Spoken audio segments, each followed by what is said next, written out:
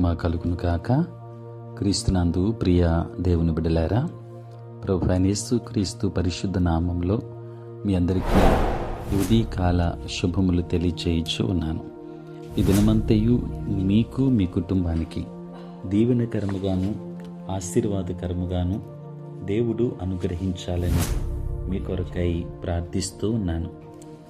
నేటి దినము కొరకు ఏర్పాటు చేయబడిన దేవుని వాక్యము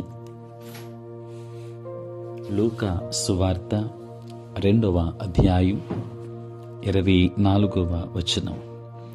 ఆయనను ప్రభువునకు ప్రతిష్ఠించుటకును ప్రభువు ధర్మశాస్త్రమందు చెప్పబడినట్టు గువ్వల జతనైనను 2 పావురపు పిల్లలనైనను బలిగా అర్పించుటకును వారు ఆయనను యెరూషలేమునకు తీసుకొని పోయిరి.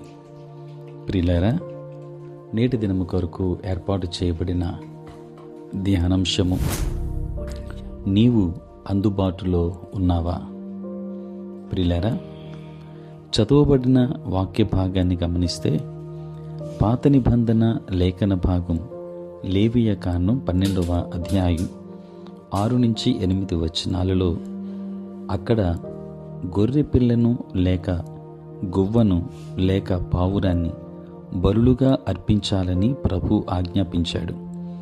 ఒకవేళ గొర్రె పిల్లను అర్పించలేకపోతే అప్పుడు 2 గువ్వల జత లేక 2 పావురాల జత అంగీకరించబడుతుంది. గొర్రె పిల్లలను అర్పించడానికి మరియకు శక్తి ఉంటే ఆమె తక్కువ బలులను అర్పించేది కాదు. యోసేపు మరియలు ఆర్థికంగా అంత బాగా లేరు అని ఇది బయలుపరుస్తుంది. అయినా ఏకైక కుమారునికి భూలోక తల్లిదండ్రులుగా ఉండటానికి ప్రభు వారిని ఎన్నుకొన్నాడు. మనుష్యులు ఎన్నుకొన్నట్లు ప్రభు ఎన్నుకోడు. మానవుడు పైరూపాన్ని చూస్తాడు, కానీ దేవుడు హృదయాన్ని చూస్తాడు. కీర్తి లేనప్పుడే, హోదా లేనప్పుడే, ధనం లేనప్పుడే మరియా యోసేపులు ఎన్నుకోబడ్డారు. ఒకవేళ అన్వేషించమని ఒక బృందాన్ని మహాసభ నియమిస్తే నిశ్చయముగా వారు పట్టించుకోని జంటకు దేవుడు అతి ప్రశస్తమైన బహుమానాన్ని అప్పగించాడు. దేవుని బిడ్డలారా, దేవుడు సామర్థ్యం కోసం చూడటం లేదు, ఆయన అందుబాటు కోసం చూస్తున్నాడు. దేవునికి పూర్తిగా సమర్పించుకున్న వ్యక్తితో దేవుడేమి చేయగలడో లోకం ఎన్నడూ చూడలేదు అని ప్రసంగికుడు చెప్పడాన్ని D.L. మోడీ విన్నప్పుడు దేవుని కృప వలన నేను ఆ వ్యక్తిగా ఉంటానని అనుకున్నాడు. ప్రియులారా, చదువులేని ఈ వ్యక్తి దేవుని కోసం 3 ఖండాలను కదిలించడానికి వెళ్ళాడు. నీవు కూడా అలా చేయగలవు.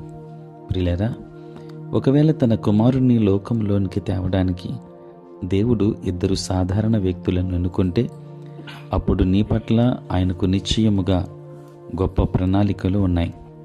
ప్రియులారా, ఈరోజు నిన్ను నీవు ఆయనకు అందుబాటులో ఉంచుకో. దేవుని కొరకు వాడబడు, దైవాశీర్వాదములు పొందుకో. దేవుడు నిన్ను నీ కుటుంబాన్ని బహుగా దీవించునుగాక. ఆమేన్. ప్రార్థన. పరిశుద్ధుడైన తండ్రి, ప్రేమ కలిగిన ప్రభువా, మీ పరిశుద్ధ నామమునకై వందనాలు, స్తుతులు, స్తోత్రాలు చెల్లిస్తున్నాము నాయన. ఉదయక రాత్రంతయు కాపాడి సంరక్షించి సుఖనిద్రను దయచేసి తండ్రి, మా జీవితంలో మరి ఒక నూతన దినాన్ని మేము చూడగలిగే భాగ్యాన్ని మీరు మాకు ఇచ్చినందులకే స్తోత్రాలు. ఈ దినమంతా కూడా మీ సన్నిధి మాతో ఉంచండి, మీ ప్రసన్నత మాకు దయచేయండి. నేటి మా పనులలోనూ, ప్రయాణములలోనూ, పరిచర్యలోనూ మీరే తోడుగా ఉండండి. కృపామయుడా, నీకే వందనాలు, స్తోత్రాలు నాయన. తండ్రి, ఎంతోమంది అనారోగ్యాలతో ఉన్నారు, వారికి ఆరోగ్యాన్ని ఇవ్వండి. సమస్యలతో ఉన్నవారికి సమాధానమును దయచేయండి. ప్రభువా, రక్షణ లేని వారికి రక్షణ భాగ్యాన్ని ఇవ్వండి. బలహీనులైన బిడ్డలను బలపరచండి. వారికి కావలసినటువంటి చక్కటి ఆరోగ్యములను మెండుగా మీరు అనుగ్రహించమని ప్రార్థిస్తూ ఉన్నాను. కృపమయుడా, నీకే వందనాలు, స్తోత్రాలు నాయన. ఎంతోమంది వారి వారి జీవితాలు, కుటుంబంలో ఏ అవసరతలు ఉన్నాయో వారందరికీ కావలసిన వాటిని మీ చిత్తానుకూలంగా వారికి అనుగ్రహించండి.